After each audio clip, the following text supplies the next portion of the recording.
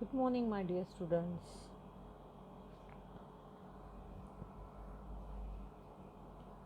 Today we are going to start our 1.3 topic. That is, the title of this lesson is Little Girls Wiser Than Old People. First of all, we learn the introductory paragraph. सर्वप्रथम आपण लेखकाचा परिचय, पाठाचा परिचय काय आहे तो या उतार्यामध्ये बघूया.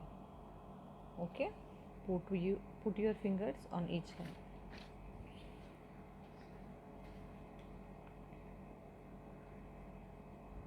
Count Lev Nikolaevich Tolstoy, or Leo Tolstoy, was one of the greatest authors of all time. Count Lev Nikolaevich Tolstoy किंवा लिओ टॉल्स्टॉय हे महान असे एक सर्वकालीन लेखक होते. ही ऑथर्ड मेनी नॉवेल्स. त्यांनी अनेक कादंबऱ्या लिहिल्या, शॉर्ट स्टोरीज, लघुकथा लिहिल्या अँड फिलॉसॉफिकल वर्क आणि तत्त्वज्ञानाविषयी सुद्धा लेखन केलेले आहे. His ideas on non violence had influenced great main like Mahatma Gandhi and Martin Luther king junior.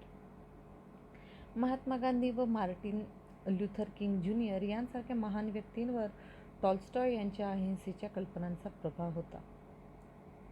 Tolstoy wrote many stories for children.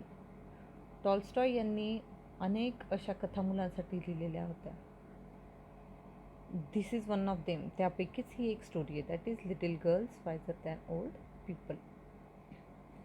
However, this has a message for grown-ups too. मुलांसाठी जरी कथा लिहिलेल्या असल्या तरी या कथेमध्ये प्रौढांना सुद्धा त्यांनी संदेश दिलेला आहे. ओके, आय होप तुम्ही सगळ्यांनीच डिक्शनरी घेतली असेल आणि त्यातनं हार्डवर्ड लिहिलेच असतील. नाही लिहिले असतील तर ते लिहून घ्या. आजच्या या व्हिडिओमध्ये आपण introductory paragraph as well as warming up बघणार आहोत. ओके, क्वेश्चन आहे बघा. ॲक्टिव्हिटी आहे actually. Form groups of 4-6. Each member should write at least 5 reasons why fight soccer. आता काय करायचं विद्यार्थिनींना, आपण वर्गात असतो ना त्यावेळेला हे शक्य होतं. 4 ते 6 जणींचा आपल्याला गट तयार करायचा आहे आणि त्या गटातील प्रत्येक मेंबरने काय करायचं आहे, राईट डाऊन करायचं आहे, लिहायचं आहे काय, ॲटलिस्ट 5 रिझन, निदान 5 असे कारण, व्हाय फाईट सॉकर, की लढाई किंवा आपण भांडण म्हणूया, भांडणं का घडून येतात. एक्झाम्पल दिले, उदाहरणार्थ दिले. 2 children want the same toy. उदाहरणार्थ 2 मुलं आहेत, त्यांना सेम टॉय हवं आहे. टॉय आहे एकच, मात्र मुलं आहे 2. मग ही सुद्धा रिझन होऊ शकतं की नाही. त्या प्रकारचे रिझन प्रत्येकाने लिहायचे आहेत. आलं लक्षात. ही ॲक्टिव्हिटी काय होती हे आपण वर्गात व्यवस्थित घेऊ शकू. Put together different reasons written by all group members to make a longer list. आणि मग काय करायचं नंतर, ती वेगवेगळी जी रिझन्स, जी वेगवेगळी कारणे तुम्ही लिहून काढलेली आहेत ग्रुपमधल्या प्रत्येक मेंबरने, ती एकत्र आणायची आहे आणि जेणेकरून त्यापासून आपल्याला एक मोठी यादी तयार मिळेल. Now group 1 will read out their list while other groups compare it with their list. आणि मग एका ग्रुपने काय करायचं, ग्रुप 1ने ग्रुप पाडलेत ना आपण वर्गात, त्याप्रकारे 1 ग्रुपने काय करायचं आहे, त्यांनी जी जी कारणं लिहिली आहेत, जी जी कारणांची यादी तयार केलेली आहे ती वर्गामध्ये वाचायची. ती वाचल्यानंतर मग दुसऱ्या मधील विद्यार्थी काय करतील, त्याला त्यांच्या यादीशी कंपेअर करतील and mark the common items. आणि पहिल्या ग्रुपमधल्या विद्यार्थिनींनी जी कारणं सांगितली, जी रिझन्स सांगितली, ती जर दुसऱ्या इतर ग्रुपमध्ये कॉमन असतील, साम्य असेल त्यामध्ये, तर ते त्यावर टिक करतील, मार्क करतील and note down the new ones. आणि त्याऐवजी दुसरे लिहितील. Repeat the procedure with all the other groups reading out their list. आणि ही जी प्रक्रिया आहे ही इतर गटांनी सुद्धा करायची आहे. कसली तर त्यांच्या याद्या वाचण्याची.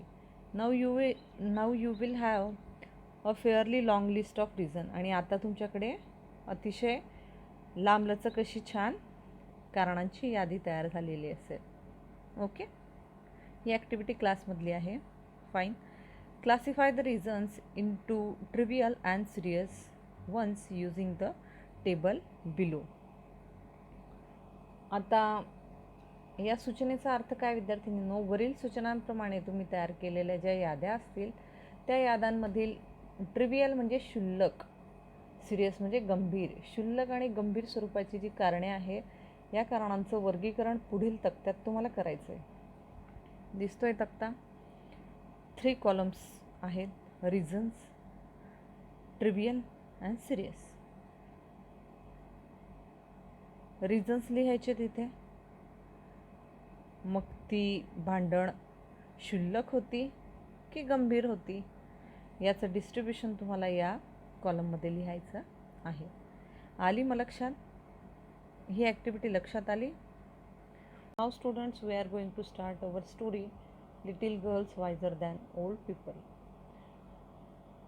First paragraph, I read it aloud. You put your fingers on each line. Shall I start? Okay. It was an early Easter. In the yards lay snow and rills ran down the village. A large puddle had ran down from a manure pile into a lane between two farms. And at this puddle, 2 girls, one older than other, had met. Both of them had been dressed by their mothers in new clothes. The little girl had a blue dress and the elder a yellow one with a design. Both had their heads wrapped in red kerchief. तर बघा, यावर्षी ईस्टरचा सण लवकर आला होता. ही एक कथा आहे 2 मैत्रिणींची, 2 मुलींची ॲक्च्युली. एक लहान आहे आणि एक मोठी आहे. एकमेकांपासनं वय त्यांची वेगवेगळी आहेत. त्यांची ही स्टोरी आहे. आपण टायटल बघितलं, little girls wiser than old people. म्हणजे काय? मोठ्या माणसांपेक्षा लहान मुली अधिक समंजस असतात. कसं ते बघा. It was an early Easter. Easter म्हणजे काय? इकडे दिलं आहे बघा. A Christian festival and holiday that is celebrated in many countries. Easter is always a Sunday. यावर्षी ईस्टरचा सण लवकर आला होता. अंगणात बर्फ पडलं होतं आणि गावातून पाण्याचे ओढे वाहत होते. A large puddle had run down from a manure pile into a lane between 2 farms. म्हणजे काय? एका शेणखताच्या ढिगाऱ्यातनं एक मोठं डबकं 2 शेतांमध्ये जाणाऱ्या बोळात वाहत जात होतं. And at this puddle, 2 girls, one older than other, had met. आणि त्या डबकेशी 2 मुली एकमेकांना भेटल्या. Both of them had been dressed by their mothers in new clothes. दोघांनी त्यांच्या आयांनी दिलेल्या नवीन कपडे परिधान केलेले होते. The little girls had a blue dress. लहान मुलीने निळा ड्रेस घातला होता. And a elder a yellow, one with a design. आणि मोठीने नक्षी असलेला पिवळा कलरचा ड्रेस घातला होता. Both had their heads wrapped in red kerchief. दोघींनी डोक्यावर लाल कलरचा रुमाल बांधलेला होता. आला पहिला पॅसेज लक्षात? ओके. नेक्स्ट.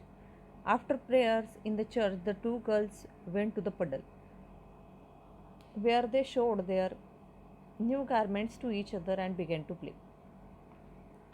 चर्चमधील प्रार्थना संपल्यानंतर त्या 2 मुली त्या डबक्यापाशी आल्या. त्यांनी एकमेकांना आपले नवे कपडे दाखवले आणि त्या खेळू लागल्या. They wanted to splash in the water.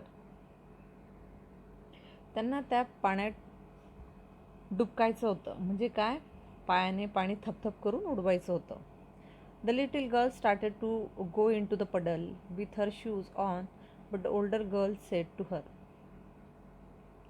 छोटी मुलगी पायातील बुटांसकट डबक्यात शिरू लागली तेव्हा मोठी मुलगी तिला म्हणाली, don't go Malasha, your mother will scold you. Malasha, जाऊ नकोस, नाहीतर तुझी आई तुला रागावेल. I will take off my shoes and you do the same. मी माझे बुटे काढलेत, तूही तसंच कर. The girls took off their shoes, raised their skirts and walked through the puddle towards each other. मग त्या मुलींनी आपापले बुटं काढले, आपले स्कर्ट वर उचलले, ड्रेस आणि वर उचलले म्हणजे काय, गुडघ्यापर्यंत वर नेले, कारण त्या पाण्यात शिरणार होत्या म्हणून, आणि त्या डबक्यातनं एकमेकांच्या दिशेने चालू लागल्या. Malasha stepped in up to her ankles and said. मलाशाचे पाय घोट्यापर्यंत आत बुडाले आणि त्यावेळेला ती म्हणाली, it is deep Akulka, I am afraid. Akulka, हे डबके तर खोल आहे, मला भीती वाटते. Never mind, she replied. हरकत नाही, ती उत्तरली. It will not be any deeper, come straight toward me. यापेक्षा ते अधिक खोल नसेल, थेट माझ्यापर्यंत चालत ये. They came closer to each other. दोघी एकमेकांच्या जवळ आल्या. Akulka said, Malasha, look out and do not splash it up but walk softly. Malasha, लक्ष ठेव आणि चिखल उडवू नकोस, माझ्या अंगावर उडू देऊ नकोस, जरा जपून चाल, अशी अकुल्का म्हणाली.